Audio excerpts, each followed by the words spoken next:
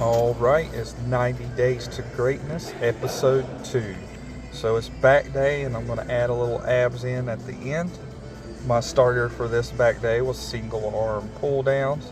After a few warm up sets, I moved on to my working sets.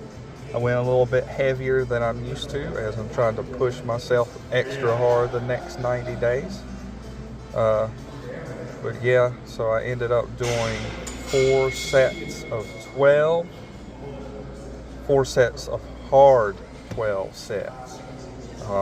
Still keeping the range of motion and also the squeeze at the bottom. I'm so glad I discovered this exercise. It feels so good on my lats, so I highly recommend using this one. But by the end of that, my back was pretty pumped. So I moved on to cable rows. It was about the same weight as I usually use, but I pushed myself so hard on my first back exercise. It definitely felt heavier, so I definitely felt like I was still pushing myself. Get a good stretch and squeeze. I did 4 sets of 12 on this one as well. And then after this one, I moved on to lat pull downs. Typically I do this one earlier in my workout. It was taken, but nevertheless, it still felt great. I ended up doing 4 sets of 12 here as well. Always a good stretch and a good squeeze when working out the back. And since I usually do this one earlier, I was using the same weight, but I couldn't quite get 12 reps in. So I did a little rest, pause, drop set, dropped the weight a little bit, and then I did a few more reps just to finish off the set, make sure I got everything out of that exercise that I wanted to. So as promised, next up, I moved on to working out my abs. I did cable crunches. I went pretty heavy on this one. I think I was using 70 pounds, but I did 4 sets of 12 here.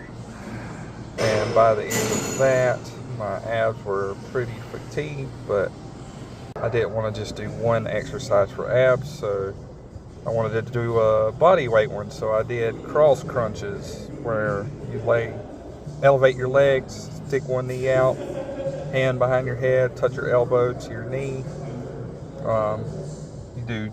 I did 10 on one side, and then I went to the other side and did 10 more. If you've never done this one, it just feels like it burns a lot deeper in your core. I love this exercise. So I'll definitely give this one a try if you haven't.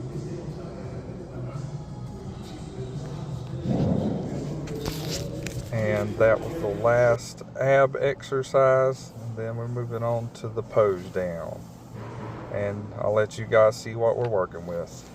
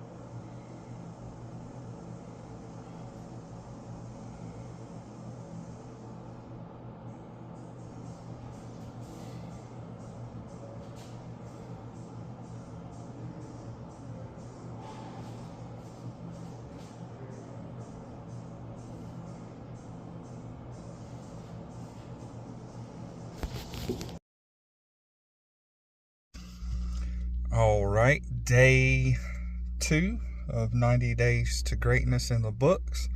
And I have to say, when I'm in there, I remind myself of what I'm trying to accomplish, right? So I'm sitting there after I warm up, I'm like, what are you trying to accomplish in the next 90 days?